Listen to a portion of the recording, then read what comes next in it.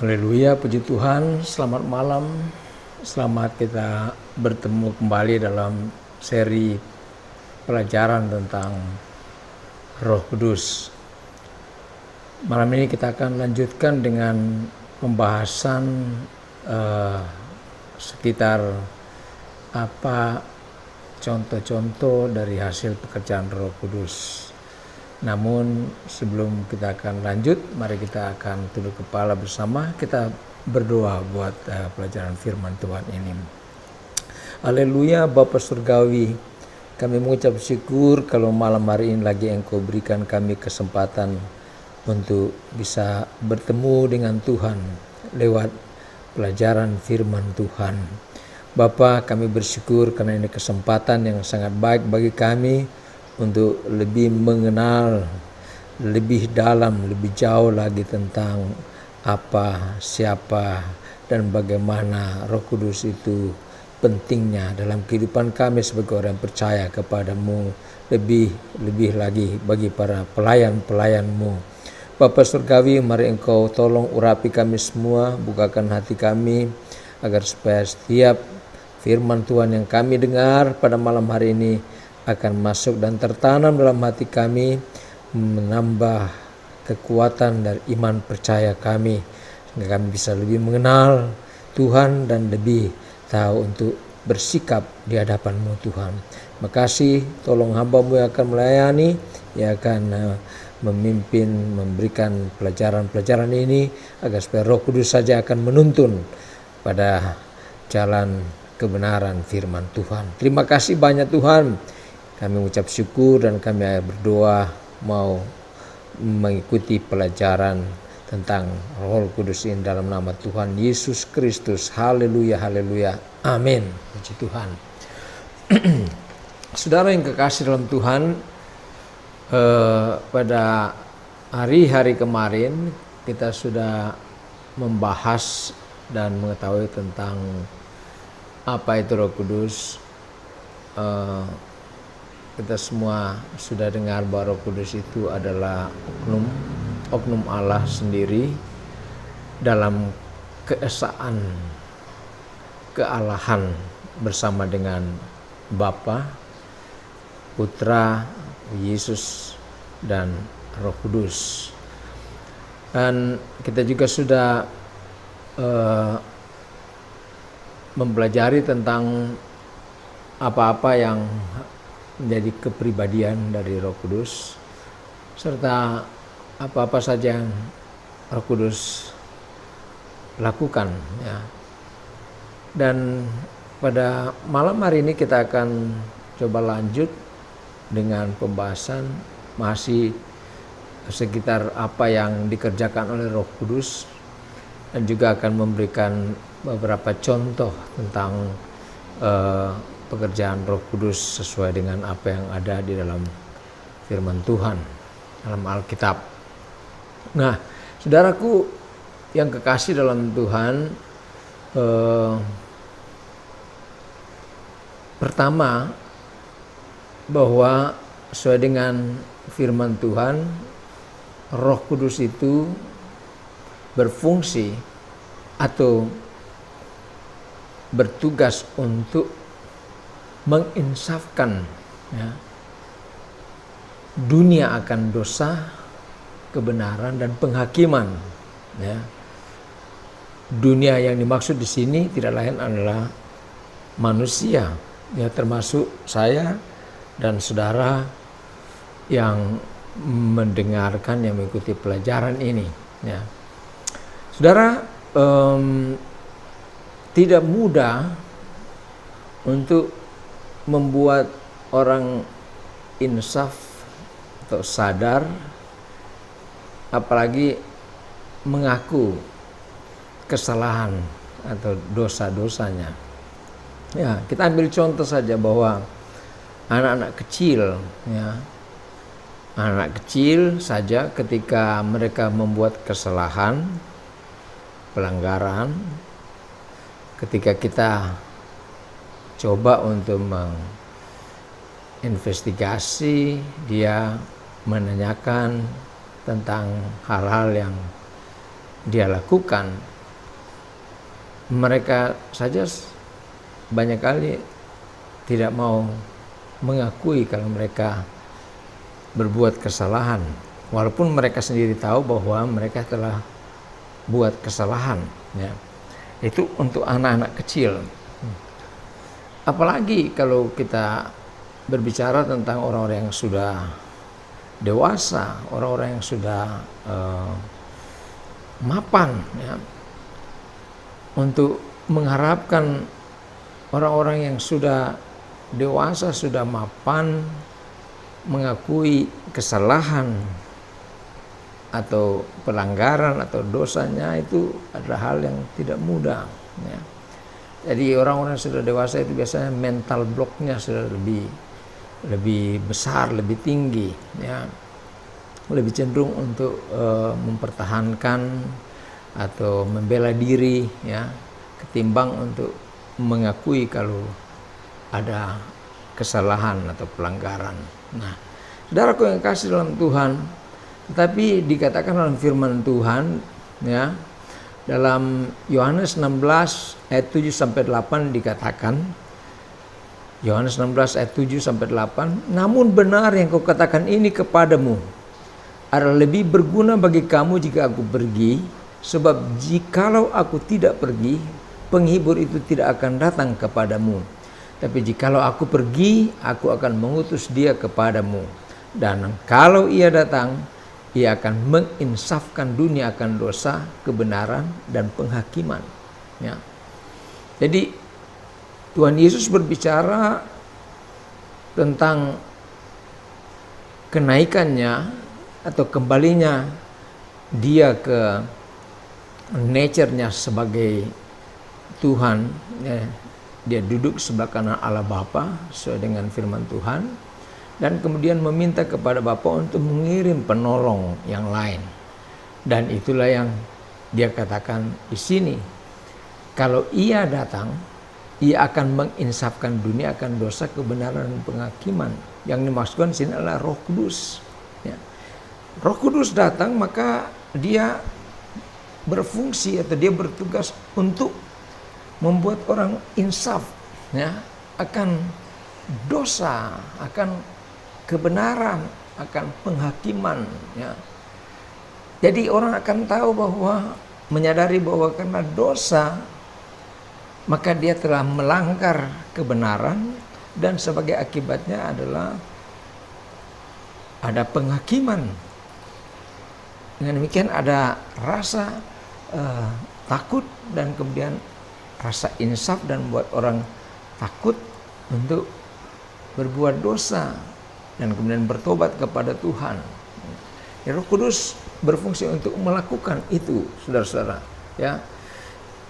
Jadi kalau kita orang yang sudah dipenuhkan oleh Roh Kudus, banyak kali mengalami bagaimana ketika kita melakukan kesalahan, ketika kita melakukan pelanggaran, dosa, maupun apakah itu direncanakan, tidak direncanakan, apakah itu dengan perbuatan, pikiran, dengan tindakan kita, maka ada yang membisik, ada yang berbisik dalam hati kita bahwa kita telah melakukan satu kesalahan, pelanggaran, buat dosa, dan kemudian itu mendorong kita untuk datang kepada Tuhan, mengakui pelanggaran yang kita lakukan. Dan saudaraku, dengan cara demikian maka kita bisa mendapatkan pengampunan dari Tuhan, ya. Karena orang tidak akan diampuni jika tidak mengakui dosanya, ya. Itu sesuai dengan firman Tuhan. Jadi kalau kita tidak mengakui dosa kita, maka kita jangan berharap mendapatkan pengampunan dari Tuhan, ya. Kalau kita tidak mengakui bahwa kita bersalah, ya. Dalam 1 Yohanes 1 ayat 8 sampai 9 firman Tuhan berkata, jika kita berkata bahwa kita tidak berdosa, maka kita menipu diri kita sendiri dan kebenaran tidak ada di dalam kita. Jika kita mengaku dosa kita, maka Ia adalah setia dan adil, sehingga Ia akan mengampuni segala dosa kita dan menyucikan kita dari segala kejahatan. Ya. Jadi jelas firman Tuhan berkata, kalau kita tetap merasa benar dan tidak merasa bersalah, tidak merasa berdosa dan tidak mengakui kesalahan dan dosa kita, maka kita tidak bisa berharap bahwa ada pengampunan atas hidup kita, atas diri kita dari Tuhan. Karena di sini dikatakan, jika kita mengaku dosa kita, maka Ia adalah setia dan adil, sehingga Ia akan mengampuni segala dosa kita, mencucikan kita dari segala kejahatan. Ya. Jadi ini penting. Jadi Roh Kudus menolong kita, menuntun kita untuk membuat pengakuan. Ya. Dalam pengakuan ada pengampunan. Kemudian berikut bahwa Roh Kudus itu menyucikan kita dari dosa. Ya. Kita tahu bahwa darah Yesus menyucikan kita dari dosa, kesalahan. Tapi di sini juga dikatakan, ada firman Tuhan berkata bahwa Roh Kudus itu juga berfungsi untuk menyucikan kita dari dosa. Dalam Roma 15 ayat 16, firman Tuhan berkata, yaitu bahwa aku boleh menjadi pelayan Kristus Yesus bagi bangsa bukan Yahudi dalam pelayanan pemberitaan Injil Allah, supaya bangsa-bangsa bukan Yahudi dapat diterima oleh Allah sebagai persembahan yang berkenan kepadanya, yang disucikan oleh Roh Kudus. Ya. Ini merupakan pengakuan Paulus, ya, bahwa dia bersyukur Tuhan percayakan dia untuk melayani bangsa-bangsa non-Yahudi, termasuk kita tentu saja yang ada di Indonesia dan kita yang ada di bahu ini, merupakan target pelayanan daripada Rasul Paulus, karena dia dipercayakan untuk bangsa-bangsa non-Yahudi walaupun dia seorang Yahudi. Ya, maksudnya di sini dikatakan agar supaya bangsa-bangsa non-Yahudi juga menerima dalam penyucian oleh Roh Kudus. Ya. Allah senang menerima persembahan yang sudah disucikan oleh Roh Kudus. Ya. Di dalam Roma 12 ayat 1 di sana dikatakan, karena itu saudara-saudara, demi kemurahan Allah aku menasihatkan kamu supaya kamu mempersembahkan tubuhmu sebagai persembahan yang hidup, yang kudus, yang berkenan kepada Allah. Itu adalah ibadahmu yang sejati. Ya. Jadi Roh Kuduslah yang kemudian menyucikan, ya, kehidupan kita sehingga kita menjadi berlayak. Ya. Dikatakan sebagai persembahan yang hidup dan yang kudus serta berkenan kepada Allah. Berikut, Roh Kudus juga membantu kita untuk berdoa. Ya, membantu dalam berdoa. Dalam Roma 8 ayat 26 firman Tuhan berkata, demikian juga Roh membantu kita dalam kelemahan kita, sebab kita tidak tahu bagaimana sebenarnya harus berdoa, tetapi Roh sendiri berdoa untuk kita kepada Allah dengan keluhan-keluhan yang tidak terucapkan. Ya. Ini menjadi pengalaman bagi orang-orang yang percaya, yang sudah dipenuhkan dengan Roh Kudus, bahwa ketika kita berdoa, ada saat-saat di mana kita sudah tidak mampu lagi mengungkapkan apa yang perlu kita sampaikan, ya, karena begitu banyak, begitu kompleksnya persoalan yang kita hadapi, dan Roh Kudus kemudian membantu kita untuk menyampaikan apa yang menjadi kebutuhan, keperluan kita kepada Allah, ya. Dan kemudian Roh Kudus tahu betul apa permintaan yang tepat, yang benar sesuai dengan kehendak Allah. Karena banyak kali kita juga meminta sesuatu tetapi itu tidak sejalan dengan kehendak Allah. Itu hanya untuk keperluan, untuk kepentingan diri kita sendiri, dengan motivasi yang mungkin tidak sesuai dengan kehendak Allah. Sehingga banyak kali juga kita merasa bahwa sepertinya doa kita tidak dijawab oleh Tuhan.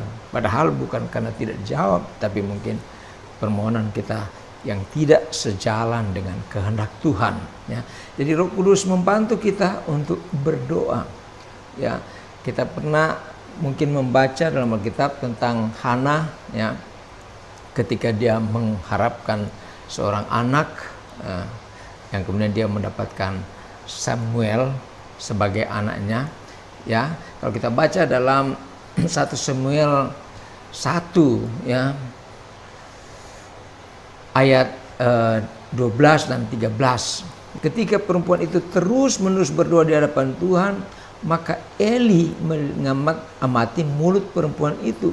Dan karena Hana berkata-kata dalam hatinya dan hanya bibirnya saja bergerak-gerak, tapi suaranya tidak kedengaran, maka Eli menyangka perempuan itu mabuk.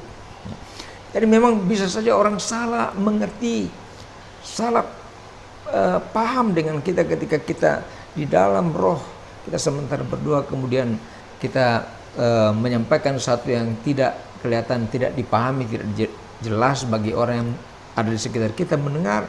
Tetapi kalau itu Roh Kudus yang bekerja, maka itulah yang kemudian menciptakan hasil yang luar biasa. Tapi kalau kita baca terus, maka sebagai hasil daripada doa dari Hana ini, dia mendapatkan anak yang kemudian dinamakan Samuel, yang kita semua kenal di dalam firman Tuhan. Ya, Paulus juga pernah, ya, di dalam 1 Korintus 14 ayat 14, firman Tuhan berkata, sebab jika aku berdoa dengan bahasa roh, maka roh pula yang berdoa, tapi akal budiku tidak turut berdoa. Jadi apakah yang harus kau buat? Harus kubuat? Aku akan berdoa dengan rohku, tetapi aku akan berdoa juga dengan akal budiku. Aku akan menyanyi dan memuji dengan rohku, tapi aku akan menyanyi dan memuji juga dengan akal budiku. Ya, dan aku yang kasih dalam Tuhan. Jadi di sini Paulus berkata bahwa dia kadang-kadang dia berdoa dengan akal budi, tapi juga kadang-kadang dia berdoa dengan roh, ya, di dalam roh. Dan ini menjadi pengalamannya. Dan sebagai hasil daripada penyertaan roh, kan, roh turut bersama dengan dia menyampaikan keluhan-keluhan kepada Tuhan. Kita melihat bahwa Rasul Paulus adalah seorang rasul yang luar biasa, yang berhasil dalam pelayanannya, yang berhasil membangun banyak sidang-sidang, ya, di Asia Kecil, dan kemudian merupakan salah seorang rasul yang paling produktif di dalam Alkitab. Tulisan-tulisannya berdasarkan ilham kuasa Roh Kudus begitu banyak. Itu merupakan buah daripada orang yang bergaul erat dan dipenuhkan oleh Roh Kudus. Kemudian selanjutnya bahwa Roh Kudus itu bisa membuat mujizat, ya, melakukan mujizat, ya. Saudaraku yang kasih dalam Tuhan, kalau kita membaca dalam Kisah 2 ayat 4, Kisah para Rasul 2 ayat 4, firman Tuhan berkata, maka penuhlah mereka dengan Roh Kudus, lalu mereka mulai berkata-kata dalam bahasa-bahasa lain, seperti yang diberikan oleh Roh itu kepada mereka untuk mengatakannya. Kalau kita membaca secara lengkap ayat-ayat dalam Kisah 2 ini, terjadi keheranan, ya, terjadi kegaduhan di sekitar murid-murid Tuhan ketika mereka dipenuhkan oleh Roh Kudus. Karena orang heran, kenapa murid-murid Tuhan ini bisa berbicara dengan berbagai bahasa, termasuk bahasa-bahasa mereka yang datang dari tempat yang lain. Tapi itulah mujizat yang Roh Allah kerjakan, ya, bahwa Roh Allah itu bisa melakukan apa saja, ya, mujizat dari yang tidak mungkin menjadi mungkin, ya. Dan kemudian kalau kita baca juga satu cerita dalam peristiwa yang dialami oleh Filipus, ya, ketika dia membaptis sida-sida, maka dalam Kisah 8 ayat 39 firman Tuhan berkata, dan setelah mereka keluar dari air, Roh Tuhan tiba-tiba melirikan Filipus, dan sida-sida itu tidak melihatnya lagi. Ia meneruskan perjalanan dengan sukacita, tetapi ternyata Filipus ada di Asdod. Ia berjalan melalui daerah itu dan memberitakan Injil di semua kota sampai ia tiba di Kaisarea. Dalam cerita ini kita melihat bahwa Filipus sebagai pelayan Tuhan, dia kemudian melaksanakan tugas pelayanannya, membaptis sida-sida. Kemudian dia diraibkan, dia tiba-tiba hilang dari pandangan mata dari sida-sida, dan dikatakan sini bahwa ternyata dia ada di Asdod, di satu kota tempat yang lain. Saudara yang kasih dalam Tuhan, Roh Kudus bisa melakukan sesuatu mujizat yang luar biasa. Dia bisa tiba-tiba meraibkan dari pandangan mata seorang Filipus, dan saya percaya bahwa mujizat ini masih tetap berlaku sampai saat ini, ya. Di akhir zaman ini mujizat-mujizat tetap dapat dikerjakan oleh Roh Kudus, ya. Karena kekuatan Roh Kudus itu sama dulu, sekarang, bahkan sampai selama-lamanya. Apa yang mustahil kita kerjakan dapat dikerjakan oleh Roh Kudus. Oleh itu saudara kasih dalam Tuhan, mari kita berusaha, ya, agar supaya kita dipenuhkan oleh Roh Kudus. Karena kalau kita memiliki Roh Kudus bersama dengan kita semua melihat tadi ada banyak hal yang bisa Roh Kudus kerjakan dalam kehidupan kita. Dia bisa menginsafkan kita dari segala dosa, ya, kebenaran dan penghakiman. Kita akan tak fokus dengan Tuhan, tidak ada rasa takut kepada Tuhan. Roh Kudus yang bisa mengerjakan itu, sehingga kita bisa insaf dan sadar dan bisa bertobat. Kita bisa secara gentle mengakui apabila kita salah, mengaku kepada Tuhan bahwa kita salah, dan ketika kita mengaku kepada Tuhan maka ada pengampunan dari Tuhan. Saudaraku yang kekasih dalam Tuhan, Roh Kudus bisa juga menyucikan, ya, dari segala pelanggaran, dari segala dosa, sehingga kita menjadi persembahan yang hidup dan berkenan kepada Tuhan. Dan Roh Kudus bisa menciptakan mujizat, ya. Saya percaya bahwa setiap kita memerlukan mujizat. Banyak hal ketika kita sudah tidak mampu, ketika orang-orang pintar sudah tidak mampu, ketika dokter juga sudah tidak mampu untuk mengatasi masalah penyakit yang kita alami. Tapi kalau ada Roh Kudus bersama dengan kita, maka kita percaya Roh Kudus itulah yang akan kemudian mengatasi, memberikan jalan keluar, dan menyelesaikan semua perkara-perkara yang tidak mungkin kita lakukan, tidak mungkin dilakukan oleh para ahli, tidak mungkin dilakukan oleh para tabib, tidak mungkin dilakukan oleh orang pintar apapun juga. Puji Tuhan, inilah pelajaran untuk malam hari ini. Biar kita bersyukur kepada Tuhan dan minta supaya Roh Kudus akan terus penuhi kita sampai kemudian kita menikmati segala kekayaan surgawi. Saudara yang kasih dalam Tuhan, mari kita tunduk kepala bersama, kita berdoa. Haleluya. Bapa surgawi, terima kasih banyak. Malam hari ini lagi Engkau tolong kami semua, kami mendapat kesempatan untuk belajar tentang firman-Mu, khususnya tentang Roh Kudus. Kami tahu bahwa kami perlu kuasa, kami perlu Roh Kudus ada bersama dengan kami, agar supaya kami juga sanggup melakukan perkara-perkara yang tidak mungkin. Kami sanggup untuk insaf dari kesalahan pelanggaran kami. Kami sanggup untuk mengakui segala dosa dan kesalahan kami supaya kami diampuni. Kami juga Tuhan sanggup dan menerima kesucian dari Tuhan. Lebih dari itu kami bisa menikmati mujizat-mujizat yang hanya dikerjakan oleh kuasa Roh Kudus. Terima kasih, terpujilah nama-Mu Tuhan. Berkati semua yang sudah mengikuti, mendengarkan pelajaran rohani ini, agar supaya dengan berkat-berkat Tuhan kami akan senantiasa memuliakan Tuhan.